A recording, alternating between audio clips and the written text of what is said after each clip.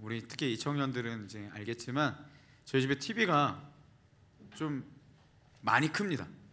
다른 거에 비해서 TV가 좀 많이 큽니다. 왜냐하면 그 아이를 재우고 이제 아내와 한두 시간 TV를 보는 시간이 이제 저희 부부에게 이제 굉장히 큰 킬링의 시간이기 때문에 일부러 좀 TV를 무리해서 크게 이제 구매를 하고 이제 한두 시간씩 아내와 TV를 보고 있습니다. 얼마 전에 그 굿보이라는 드라마 혹시 아세요? 보신 분들도 있겠지만 이 드라마를 보게 되었는데요. 이 국가대표 메달리스트들이 이제 은퇴하고 이제 형사가 되어서 이 사회적 부조리를 일삼는 돈으로 권력을 사고 또 부당하게 이제 권력을 행사하는 그들을 이제 체포하는 그런 드라마입니다. 이제 아내는요 드라마를 볼 때마다 감정이입을 굉장히 잘합니다.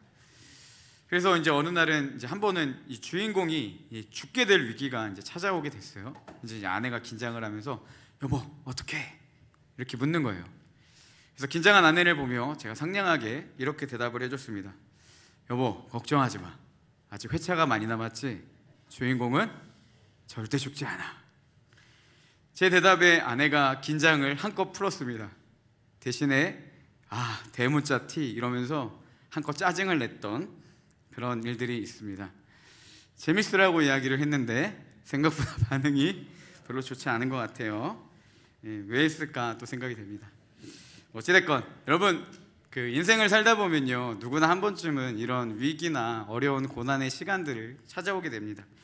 비록 앞에서 이야기한 드라마나 영화 같은 그런 일들이 우리 가운데 생명을 위협받는 그런 상황은 인생에 한 번 올까 말까 한 일이라 할지라도 정말 죽을 것 같이 힘든 일들은요 누구에게나 한 번씩은 이렇게 찾아오게 되어 있습니다.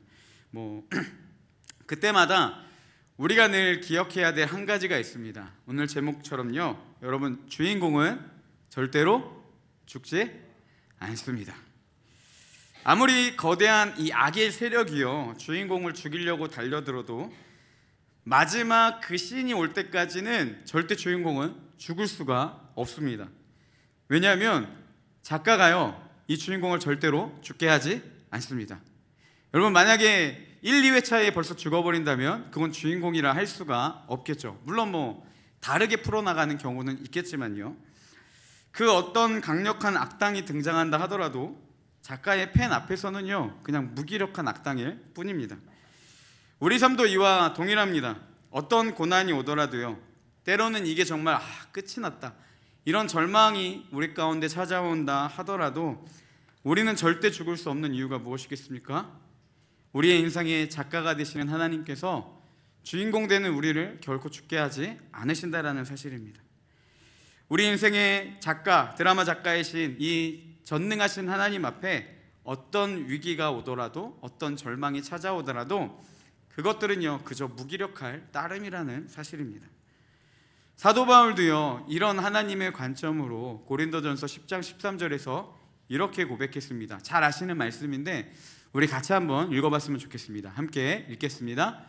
사람이 감당할 시험 밖에는 너희가 당한 것이 없나니 오직 하나님은 미쁘사 너희가 감당하지 못할 시험 당함을 허락하지 아니하시고 또 시험 당을 즈음에 또한 피할 길을 내사 너희로 능히 감당하게 하시느니라. 아멘. 자, 이 말씀을 보면요 여러분 주인공이 죽지 않는 세 가지 이유가 있습니다. 뭐냐? 첫 번째, 하나님은요 미쁘신 분이시기 때문입니다. 이 미쁘다라는 표현은요 믿음직하다, 확실하다 이런 의미를 갖고 특별히 이 언약을 끝까지 지키고 이루시는 그 신실하신 하나님의 모습, 그러니까 약속의 이 관계적인 언약을 끝까지 지키시고 실행하시는 그 신실하신 하나님의 모습을 나타낼 때 쓰는 표현이 이 미쁘다라는 표현입니다. 그러니까 이렇게 볼 수 있죠. 하나님은 믿을 만한 분이십니다. 이게 주인공이 죽지 않는 첫 번째 이유입니다. 두 번째는 뭐냐? 하나님은 감당하지 못할 시험 당함을 우리에게 허락하지 않으신다라는 거예요. 여러분 작가의 펜으로요 아무리 그 어떤 고난이 와도 하나님은 이거를 커팅하신다라는 겁니다. 그 세 번째는 뭐냐? 우리가 감당하지 못할 시험이 올 때쯤 하나님은 시험 당할 즈음에 무엇을 만드시냐? 피할 길을 만드셔서 우리가 능히 감당할 수 있도록 도와주신다라고 합니다. 정리하면 이렇게 볼 수 있죠. 하나님은 믿으신 분, 믿을 만한 분이신데요. 얼마나 믿을 만한 분이시냐? 하나님은 감당하지 못할 시험당함을 원천적으로 차단하시고 또 시험당할 즈음에는 우리에게 피할 길을 내주셔서 우리가 그 시험을 능히 감당할 수 있도록 도와주시는 분이라는 사실입니다. 근데 예전에 한 청년이요, 이 말씀을 SNS에서 봤다고 하면서 저에게 이렇게 이야기를 했습니다. 목사님, 그 SNS 봤는데 이런 내용이 있어요. 하나님, 감당할 시험도 허락하지 말아주세요. 이렇게 이 말씀을 보고 해석을 그러니까 적용을 했다고 해요. 한편으로는 되게 웃긴 이야기이지만 여러분, 한편으로는 이 말이 굉장히 공감이 되지 않습니까? 고난에 대한은 어떻게 보면 정말 솔직한 대답이라고 생각합니다. 하나님, 감당할 시험도 허락하지 말아주세요. 감당하지 못할 시험은 없고요, 하나님은 우리에게 피할 길을 주시는 분이라는 건 알고 있는데, 그렇다고 여러분, 우리에게 찾아오는 시험이요, 달갑지는 않다라는 사실이죠. 주인공은 죽지 않는다, 이 관점이 드라마를 볼 때는요 잘 적용이 됩니다. 2회차네? 위기가 와도 절대 안 죽겠네? 이렇게 쉽게 볼 수가 있는데요, 막상 그 일이 내 인생 가운데 찾아온다라면요 그렇게 해석이 안 되는 거예요. 마치 주인공이 위기 가운데 갈등을 겪고 긴장을 갖고 좀 힘들어하는 그런 상황처럼 우리도 알고는 있지만 동일하게 그걸 받아들이고 안심하기는 쉽지가 않다라는 것입니다. 믿음으로 멋지게 이겨내고 선언하고 나아가고 싶은데 끊임없는 의심이 우리를 괴롭힌다라는 것이죠. 막상 고난이 우리 가운데 찾아오면요 오히려 이런 경우가 많습니다. 때로는 하나님이 감당하지 못할 시험당함도 허락하시는 것 같아요. 정말 견딜 수 없는 시험을 우리에게 주시는 것 같다고 느낄 때도 있습니다. 그럼 차라리 피할 길이라도 내주셔야 되는데 하나님이 피할 길을 내주시기는커녕 오히려 피할 길을 내주셔야 되는 하나님이 우리 가운데 안 계신다라고 느끼는 경우들이 많이 있다는 거죠. 우리의 고통에 별 관심이 없는 것 같이 보일 때가 있습니다. 왜 이런 이야기를 하냐? 여러분, 이 시편 24편에 기록한 이 시인의 마음이요 굉장히 이와 같다라는 것입니다. 시인은요 고통의 시간을 겪고 있었습니다. 그 안에서 주인공은 죽지 않는다, 이런 믿음의 확신도 있었지만 끊임없는 그를 향한 의심, 하나님은 너와 함께 하지 않는다, 이런 불신의 마음들이 반복적으로 일어나고 있는 것이 이 시편 42편의 말씀입니다. 우리 2절 말씀을 보면요 이렇게 기록되어 있습니다. 내 영혼이 하나님 곧 살아계시는 하나님을 갈망하니 어느 때에 나아가서 하나님의 얼굴을 배울까. 내가 하나님을 갈망하는데 내가 언제 하나님의 얼굴을 배울 수 있겠습니까? 시인이 고통 중에 하는 말입니다. 여러분, 간절히 하나님을 갈망했는데 그는요 하나님을 만나지 못했다라는 것이죠. 고난 중에 주님을 간절히 찾았지만 주님은요 침묵하고 계셨다라는 겁니다. 여러분, 고난을 겪는 그리스도인들이 정말 힘들게 하는 게 이런 이유죠. 내가 고난 중에 하나님을 찾아야 되는 건 알고 막상 하나님 앞에 무릎으로 나아가는데 그때마다 하나님은 우리를 건져주십니까? 오히려 침묵하시는 것 같다라는 거예요.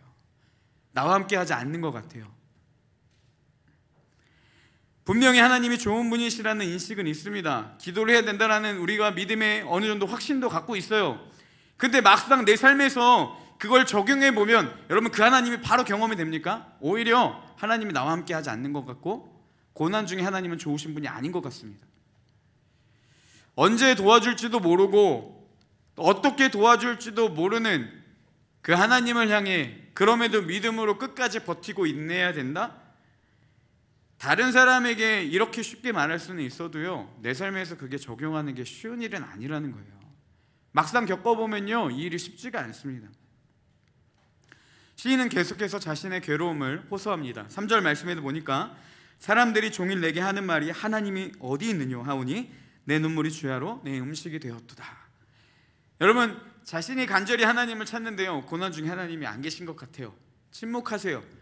심지어 사람들이 뭐라고 이야기해요? 야, 네 하나님 어디 계셔? 너희들이 믿는 하나님이 도대체 어디 계셔? 이렇게 이야기를 하고 있어요. 그래서 시인은 뭐라고 이야기하냐? 내 눈물이 주야로 내 음식이 되었도다. 눈물밖에 나오지 않는 그 고통의 시간들을 시인은 겪고 있었습니다. 우리가 이처럼 고통을 겪을 때마다요, 사단은 끊임없이 우리에게 이야기합니다. 도대체 너희들이 믿는 하나님 어디 계시냐는 거죠. 야, 하나님이 구원해 주신다며. 근데 왜 찾아도 하나님 침묵하시잖아. 어디 계셔? 지금 너희들이 하는 그 행동들이 이성적이야? 망상 아니야? 하나님 찾는 것이요, 헛된 수고인 것처럼 끊임없이 우리 가운데 내면에 이야기를 해줍니다. 그렇게 찾아도 침묵하신다라면 차라리 없다라는 결론을 내는 게 더 이성적이라고 이야기를 하죠. 하나님을 끝까지 믿음으로 찾아야 한다라는 것 자체가요, 솔직히 고난을 겪는 그리스도인들에게는 너무나도 고통스러운 일입니다. 시인은 4절에서도 이렇게 고백합니다. 내가 전에 성의를 지키는 무리와 동행하며 기쁨과 감사의 소리를 내며 그들의 하나님의 집으로 인도하였더니 이제 이 일을 기억하고 내 마음이 상하는도다. 여러분, 오늘 말씀에 이 성경에 보면요, 42편 위에 가로로 써 있는 글이 있습니다. 뭐라고 되어 있냐면 이 고라 자손의 맞쓰길, 인도자를 따라 부르는 노래, 이렇게 되어 있죠. 이 고라 자손은요, 예루살렘 성전에서 이 하나님의 성가를 부르던 사람들이었습니다. 그러니까 예루살렘 성전에서 이 하나님의 일을 감당하는, 그리고 찬양을 특히 감당하는 자손들이 이 고라 자손이었다는 거죠. 근데 이들이 뭐라고 이야기하냐면요, 내가 전에는 성의를 지키는 무리와 동행하고 기쁨과 감사의 소리를 내며 하나님의 집으로 그들을 인도했는데 지금은 뭐예요? 그 모든 것들이 끊어져 버렸다는 거예요. 하나님의 임재를 경험할 수 없는 지금 상황, 과거의 그런 일들을 떠올리며 지금 상황에 대한 괴로움을 호소하고 있습니다. 대부분의 주석가들은 이 당시를 이제 바벨론 포로 시기로 끌려가는 시기로 보고 있는데, 뭐 어찌됐건 정확한 이유는 알 수 없지만요, 확실한 것은 뭐지냐, 앞에서 계속 반복적으로 이야기했던 것처럼 시인은 지금 하나님을 찾지만 하나님의 임재를 경험할 수 없는 이 막혀있는 상태 가운데 있다라는 겁니다. 그래서 3절에 사람들이 조롱한 이유도 여기에 있는 거죠. 야, 네가 믿는 하나님 도대체 어디 계시냐는 겁니다. 너 지금 상황을 봐봐. 성전에도 올라갈 수 없고 하나님의 임재가 모두 막혀버렸는데 어떻게 하나님 살아계시다 주장할 수 있냐는 것이죠. 그 말에 아무런 대항도 할 수가 없었습니다. 시인은 감격으로 성전을 찾던 그 과거의 일들을 회상합니다. 안타깝게도 그 일들이 자신들에게 어떻게 되었냐, 내 마음이 상하는도다. 과거의 일로만 끝나버린 그 사건들을 떠올리며 이 시인은 괴로워하고 있습니다. 목마른 사슴이 시냇물을 찾는 것처럼 간절한 마음으로 하나님을 찾았는데요, 목마름이 채워지기는커녕 시인은 뭐라고 이야기하냐, 그 눈물이 시인의 음식이 되었다, 이렇게 이야기를 합니다. 하나님을 찾으면 그 영적인 갈망들, 갈증들이 해결되어야 되는데 그 갈증이 해결되기는커녕 오히려 더 갈증만 유발하는 상황을 지금 시인은 걸어가고 있는 거죠. 여러분, 이런 답답함이 공감이 되십니까? 여러분, 하나님을 막 간절한 가운데 고통 중에 찾으면 하나님이 그때마다 채워주시는 경우도 있죠. 근데 솔직하게 바로바로 응답을 오는 경우들은 많지가 않습니다. 오히려 우리가 알고 있는 하나님이요, 고난 중에는 안 계신 것 같아요. 하나님을 찾아 갈증을 해결하고 싶어서, 그게 뭐 영적인 공허함이든 지금 현재 겪는 고통이든 이걸 해결하고 싶은데 계속해서 찾아도 하나님이 침묵하시면요, 오히려 우리는 더 큰 갈증을 느낀다는 거죠. 더 큰 괴로움만 축적될 뿐입니다. 오히려 마음이 더 복잡해지고요, 그 마음이 불신으로 갈 때가 오히려 더 많이 있습니다. 이 시인처럼 여러분, 우리가 지금 어떤 시간을 겪고 있는지 모르겠습니다. 뭐 여전히 하나님의 성전에 올라가 지금 하나님과 친밀함을 누리고 그 임재를 깊이 경험하시는 우리 청년들도 있을 테고요, 아니면 오늘 말씀에 나오는 시인처럼 우리가 그 은혜를 갈망하고 하나님을 더 알기를 원하는데, 그 심지어 이 고난 중에 주님이 내게 오셔서 나를 좀 건져주셨으면 좋겠는데 그 일들이 되지 않아서 괴로워하는, 간절히 하나님을 찾아도 주님이 침묵하시는 것 같은 그런 상황을 겪고 있는 분들도 있을 겁니다. 아마 그런 분들은 다양한 이유가 있을 거예요. 지금 시련의 시간을 보내고 있을 수도 있고, 간절히 하나님을 찾지만 아직 못 만났을 수도 있습니다. 때로는 내가 버려야 되는 죄가 걸리기 때문에 끊임없이 나를 무너뜨리지만 내가 벗어날 수 없는 그 죄들로 인해서 내가 이 감격을 누리지 못하는 경우도 있을 것입니다. 여러분, 여기서 중요한 것은 무엇이냐? 어떠한 이유든지 우리가 하나님의 임재를 지금 경험하지 못하고 간절히 하나님을 찾아도 만날 수 없고 삶이 변하지 않는 고통을 누린다 할지라도, 그 어떠한 이유라고 할지라도 상관없습니다. 중요한 건 뭐냐? 이 시인처럼 간절히 하나님을 찾지만 하나님이 침묵하시는 것 같은 괴로운 상황이 온다면, 아무리 애타게 부르짖어도 하나님을 볼 수 없고 변하지 않는 내 상태로 지금 괴로워하고 있다면, 오늘 말씀은요, 그런 자들이 어떻게 해야 되는지를 분명하게 보여주고 있다는 것이죠. 앞에서 이야기한 것처럼 여러분, 시편 42편 위에 뭐라고 적혔다 했죠? 고라자손의 마스길, 인도자를 따라 부르는 노래라고 되어 있습니다. 이 마스길이라는 단어의 히브리어 기본형은요, 이 사칼이라는 단어입니다. 그건 뭐냐면 식견이 있다, 가르치다 라는 의미가 있습니다. 즉 마스길은 뭐냐? 이 고라자손의 마스길은 누군가를 훈계하다, 가르치다 라는 의미를 갖고 있는 거예요. 그러니까 고라자손이 누군가를 가르치기 위해 부른 노래가 시편 42편이라는 것이죠. 자, 그럼 교훈적인 시입니다. 그럼 어떤 교훈을 주냐? 우리가 이걸 볼 수 있겠죠. 여러분, 시편 42편을요, 너무나도 유명한 말씀인데 가만히 한번 쭉 보시면요, 여러분 희망을 조금도 찾아볼 수가 없습니다.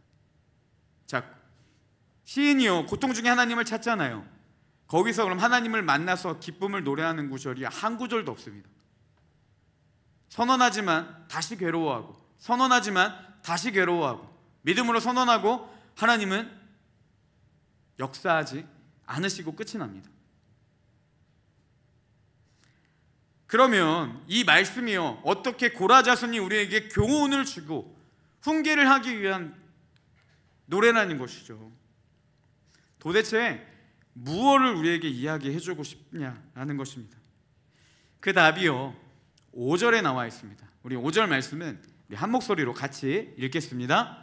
내 영혼아, 내가 어찌하여 낙심하며 어찌하여 내 속에서 불안해하는가? 너는 하나님께 소망을 두라. 그가 나타나 도우심으로 말미암아 내가 여전히 찬송하리로다. 아멘. 여러분, 고통 중에서 하나님이 침묵하실 때, 예배의 기쁨이 사라지고 사단이 비방하는 소리, 심지어 세상 사람들이 비방하는 소리만 우리에게 끊임없이 들려올 때, 하나님 어디 계시냐고 이야기를 할 때, 몸과 마음이 모두 다 무너져서 고통의 시간을 겪고 있지만 하나님이 침묵하신다 느껴질 때, 우리가 해야 될 자세가 무엇이냐? 이 믿음의 선언, 5절 말씀이라는 거예요. 내 영혼아, 내가 어찌하여 낙심하며 어찌하여 내 속에서 불안해하는가? 너는 하나님께 소망을 두라. 그가 나타나 도우심으로 말미암아 내가 여전히 찬송하리로다. 너는 하나님께 소망을 두라. 이게요, 오늘 시인이 우리에게 고난을 대하고 하나님이 침묵하는 상황 가운데서도 가져야 될 자세라는 겁니다. 이 특별히 하나님께 소망을 두라, 이 세번역 성경은요, 이 부분을 하나님을 기다려라 이렇게 이야기를 합니다. 어떻게요? 낙심하지 말고 불안해하지 말며 하나님을 기다려라.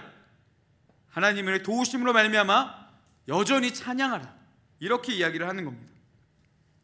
지금까지 4절에서는 시인은 하나님께 고통을 호소했습니다. 하나님 왜 찾아도 도저히 침묵하고 계세요? 내가 하나님의 임재를 갈망하고 이 문제의 어려움을 해결하고 싶은데 주님 도대체 어디 계세요? 이렇게 이야기를 하던 시인이요, 갑자기 5절에서 시인의 시선에 변화가 찾아오기 시작합니다. 지금까지 하나님 내게 왜 이런 상황이 왔어요? 하나님 왜 안 계세요? 라고 환경을 바라보며 하나님을 향한 호소, 이 고통의 호소를 했다면요, 5절에서는 뭐라고 이야기하냐? 하나님은 이런 분이십니다. 그러니까 내가 환경을 하나님을 바라봄으로 해석하기 시작한다는 거예요. 그러자 환경이 어떻게 보이냐? 내 영혼아, 내가 어찌하여 낙심하며 내가 어찌하여 두려워하는가? 지금까지 하나님이 안 계시다라고 괴로움을 호소했던 그 시인이요, 하나님을 바라보자 뭐라고 바뀝니까? 내 영혼이 어찌하여 낙심하며 어찌하여 내 속에서 불안해하냐? 누굴 바라보라고요? 하나님을. 소망을 두고 기다리라. 절망 속에서 간절함으로 하나님을 찾는 것, 마음이 낙심되지 않도록 주님을 바라보며 선언하는 것, 감정에 휘말리지 않고 하나님을 떠올리는 것, 이것이요, 믿는 자들이 고통 중에 하나님의 부재 가운데서 반드시 나타나야 될 바른 태도라는 사실입니다. 6절에서도 이렇게 고백합니다. 내 하나님이여, 내 영혼이 내 속에서 낙심이 되므로 요단 땅과 헤르몬과 미살산에서 주를 기억하나이다. 이 북쪽에 위치한 헤르몬산과 마살산은요, 약속의 땅 밖에 있는 산이었습니다. 그런데 여기서 시작된 이 물줄기가요, 요단강을 통해서 사이로 흘러 들어가서 가나안 땅의 가장 큰 물줄기를 이루는 그 물줄기였습니다. 시인은요, 이런 상황에서 하나님이 마음만 먹으신다면, 내가 비록 궁핍한 상황 가운데 있지만 마음만 먹으신다면 얼마든지 자신의 목마름을 채워줄 수 있는 분임을 고백하는 것이 이 6절의 말씀입니다. 희한하죠. 4절까지 고통스럽게 하나님께 호소했다면 5절에서 내 영혼아 어찌하여 낙심하며 어찌하여 내 속에서 불안해하는가, 하나님께 소망을 두라 이랬더니요, 갑자기 하나님이 마음만 먹으시면 내 갈급함을 채워줄 수 있습니다, 이런 기대감으로 바뀌기 시작하는 거예요. 가나안 땅의 가장 큰 물줄기인 요단강과 연관해서요, 하나님을 떠올리기 시작합니다. 우리는요, 이렇게 되면 이제는 끝났구나 라고 생각을 해요. 근데 계속해서 보겠습니다. 7절도 함께 보면요, 주의 폭포 소리에 깊은 바다가 서로 부르며, 이 6절에서 나타난 그 물줄기가 깊은 바다, 큰 물줄기를 형성했습니다. 그래서 시인이 바라는 게 뭐겠습니까? 그 큰 물줄기가 이제 내 갈급함, 갈증을 채워줄 것을 기대했다는 거죠. 자, 그런데 이제 어떤 상황이 펼쳐지는지 그 이후의 말씀을 보겠습니다. 그 위에 보니까요, 모든 파도와 물결이 나를 휩쓸었나이다. 자, 여러분, 이 물줄기가 어떻게 해주길 기대했다고요? 자신의 갈급함을 채워줄 것을 기대했다는 거예요. 하나님을 바라보고 소망하면서 이제 내 갈증을 채워주겠구나 라고 했는데, 그 물줄기가 오히려 자신을 해치게 됐습니다. 오히려 자신의 생명을 위협하게 됐다, 이렇게 이야기를 합니다. 5절에서 놀라운 믿음의 선언을 하고 다시 소망을 두었던 시인이지만요, 그의 삶은 여전히 괴로웠다라는 거예요. 하나님은 반드시 자신을 구해줄 것을 고백하며 내가 끝까지 하나님께 소망을 두겠다, 주님을 기다리겠다 라고 했지만, 기대한 모든 것들이 오히려 갈수록 상황만 악해져 갔습니다. 기대할 때마다 그 물줄기가 오히려 나를 해하게 되고, 오히려 상황은 점점 더 악해져만 가는 거죠. 나빠져만 갔습니다. 하지만 시인은 다시 선언합니다. 우리 8절 말씀 함께 읽겠습니다. 낮에는 여호와께서 그의 인자하심을 베푸시고 밤에는 그의 찬송이 내게 있어 생명의 하나님께 기도하리로다. 네, 계속해서 기대할 때마다 실패를 경험한 시인은요, 마치 하나님께 심판을 받고 있다라고 생각을 했을 거예요. 하나님이 자신을 버린 것만 같은 상황 가운데 있었습니다. 그때 시인이 뭐라고 이야기를 하냐? 낮에는 여호와께서 그의 인자하심을 베푸셨다.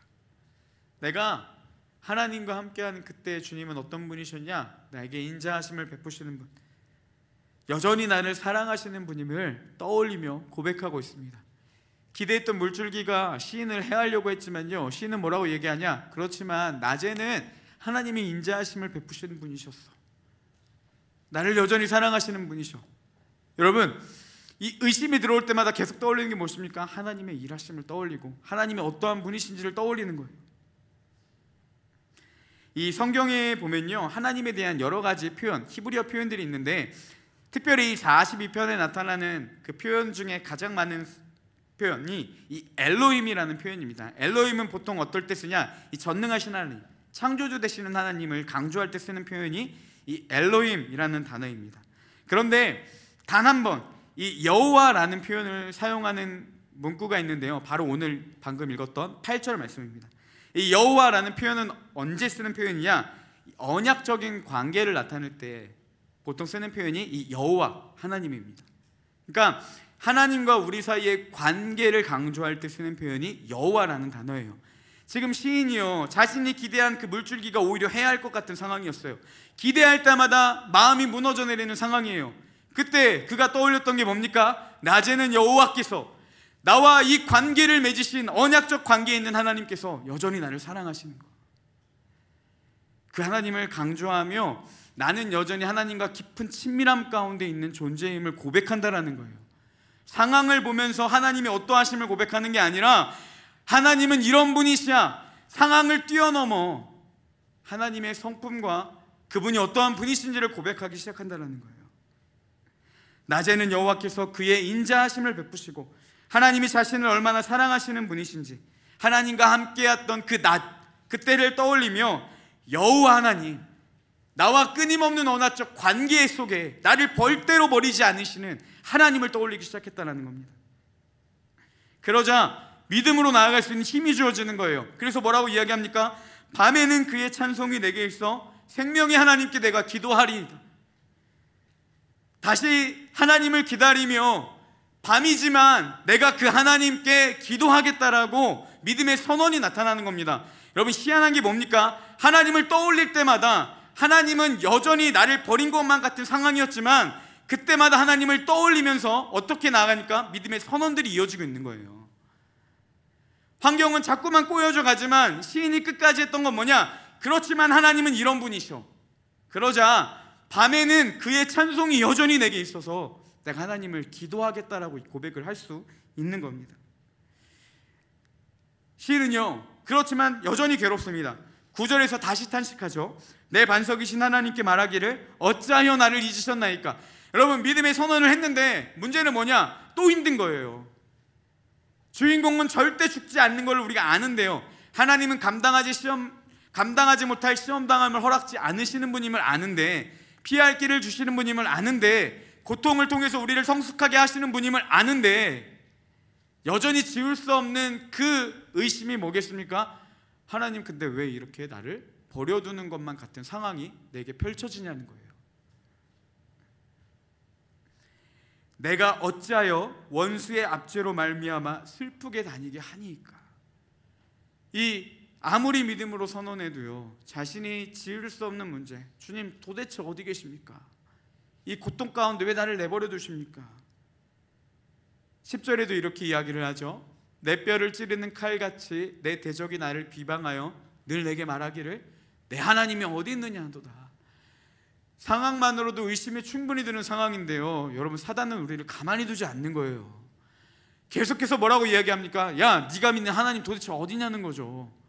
상황이 우리에게 그렇게 얘기를 하고요, 사단이 우리에게 그렇게 얘기를 하면 우리는 물론 믿음으로 나아가야 되겠지만 이게 끊임없이 지울 수 없는 의심들이 우리 가운데 찾아온다는 겁니다.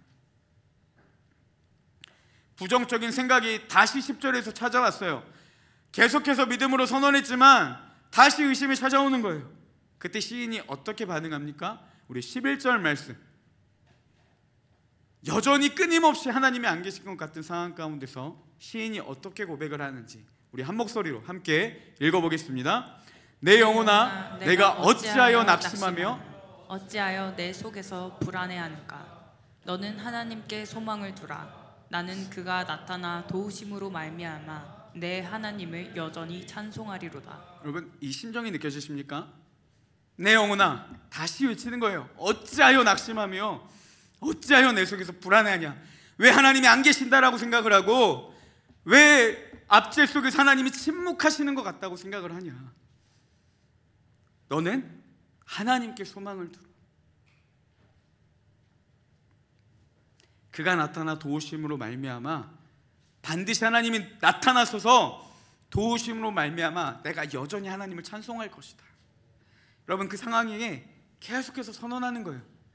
부정한 생각들이 들어올 때마다 계속해서 믿음으로 선언하는 겁니다. 내 영혼아, 어찌하여 낙심하며 어찌하여 내 속에서 불안해하냐. 하나님이 계신데, 소망이신 하나님이 있는데 주님이 반드시 나타나셔서 우리를 구원해 주실 것이고 내가 여전히 하나님을 찬양할 것이요.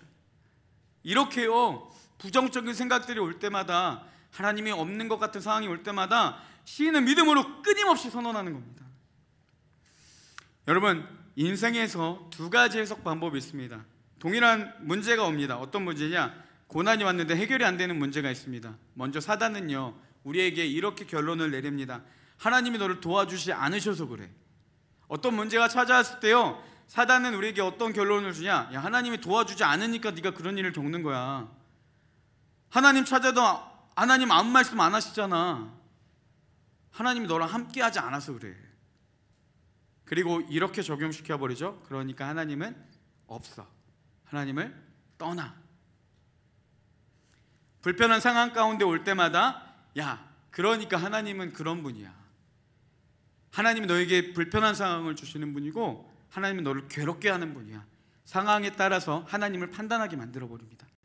그래서요, 여러분, 우리가 시험에 떨어지고 나면 누가 먼저 원망스러워요? 하나님이 원망스럽잖아요. 연애하다 헤어지고, 좋은 직장에 취직이 잘 안 되고, 그 외에도 여러 가지 우리의 힘든 상황이 올 때마다 여러분 누가 먼저 떠오르고 원망스럽습니까? 하나님 왜 그렇게 허락하셨어요? 이게요, 상황에 따라 하나님을 해석하게 만드는 사단의 유혹이라는 겁니다. 그때마다 우리가 기억해야 될 한 가지가 있습니다. 여러분, 고난이라는 문제가 왔을 때 우리의 해석 방법, 하나님이 어떠한 분이신지를 떠올려야 돼요. 그리고 하나님의 성품을 의지해서 그 상황을 해석할 수 있어야 됩니다.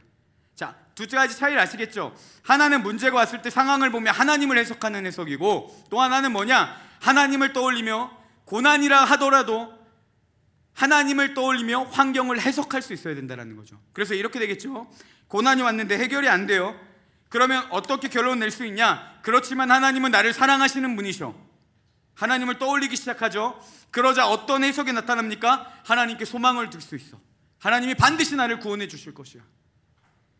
이게요, 믿는 사람들이 고난을 대하는 자세라는 사실입니다. 여러분, 많은 상황을 보면서 하나님을 해석해서는 안 된다는 거예요. 하나님을 떠올리면서 환경을 해석할 수 있는 게 믿음이라는 겁니다. 아무리 하나님이 안 계신 것 같은 상황에서도 우리가 떠올려야 될 것, 주님은 여전히 나를 사랑한다는 거. 하나님은 선한 목자가 되셔서 가장 좋은 길로 나를 인도해 주신다는 거. 그거를 바라보고 이 고난이 있지만 나를 건져주신 하나님을 해석하게 만드는 거. 상황을요, 믿음으로, 하나님을 따르는 믿음으로 해석하게 만드는 거. 이게 믿는 자들이 고난을 대하는 자세라는 겁니다. 오늘 고라자손의 마스길, 이 시편 42편의 우울한 상황이 우리에게 이야기하는 게 이거라는 거예요.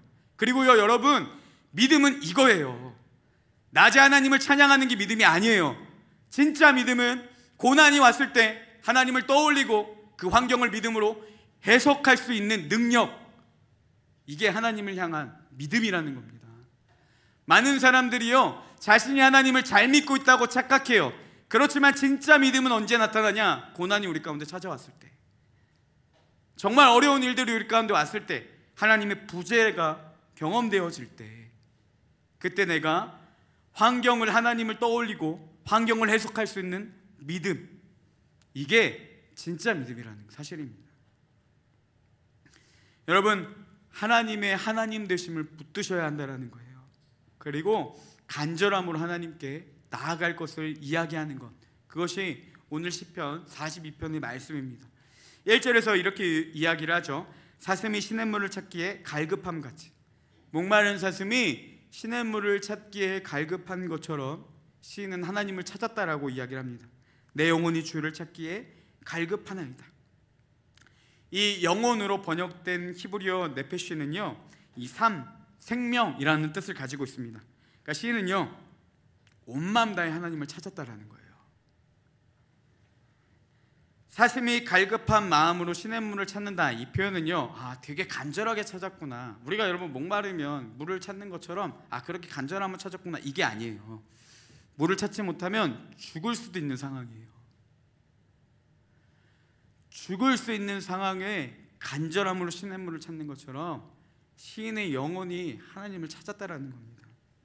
절박한 상황으로, 생사가 달린 것 같은 상황으로, 하나님을 만나지 못하면 죽을 것 같은 그 심정을 가지고요, 온 마음 다해 하나님을 찾았다라는 거예요.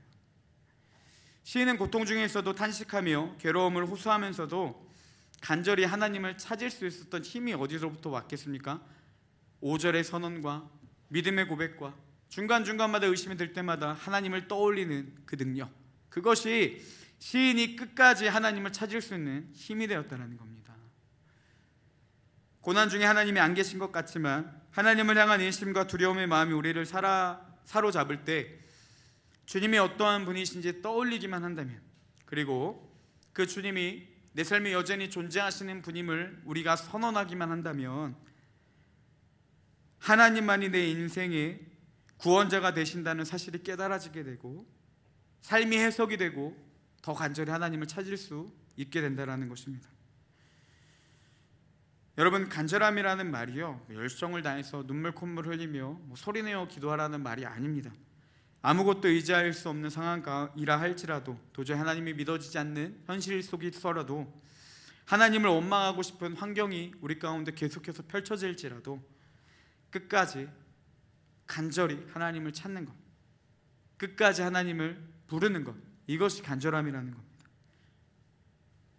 고난 중에 주님이 어떠한 분이신지를 떠올리고 의심의 마음들이 우리 가운데 올 때마다 여러분, 하나님이 어떠하심을 떠올려서 믿음의 선언을 하고 끝까지 하나님을 찾으며 주님과 함께 나아가는 진짜 믿음을 가진 우리 청년들 되기를 주님의 이름으로 축복합니다.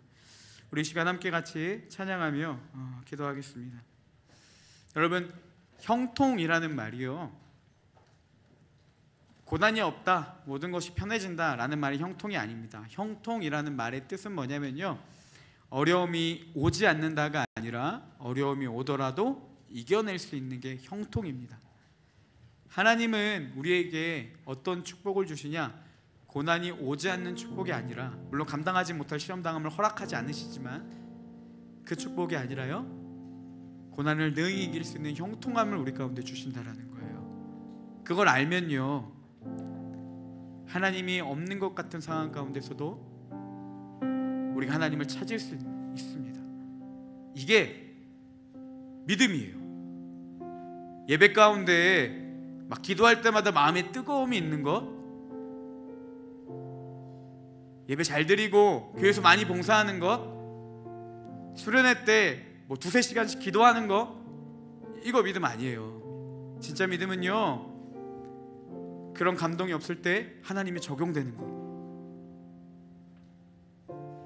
내 마음에 아무런 감동이 없어도 하나님을 떠올리고 끝까지 주님 찾는 거, 이게 믿음이고요, 이게 바른 그리스도인의 삶입니다. 편안함을 추구하는 자들이 아니라요, 고통 속에서도 우리를 형통하게 하시는 하나님, 그 주님을 믿음으로 끝까지 신뢰하며 나아가는 것, 이것이 그리스도인이고, 하나님은 이를 통해 하나님이 어떠한 분이신지를 우리에게 더욱더 알려주시고 우리의 믿음에 성숙을 이루게 하신다라는 것입니다. 여러분, 겉으로 보여지는 우리의 그런 형식적인 믿음 말고요, 진짜 내가 하나님이 안 계신다라고 느껴질 때 어떻게 반응하며 살아가는지, 하나님을 떠올리고 그 하나님을 떠올려서 다시 환경을 해석할 수 있는 그 믿음의 귀한 축복이 우리 청년들 안에 넘쳐나길 소망합니다. 우리 그런 고백으로 함께 같이 찬양하기를 원합니다.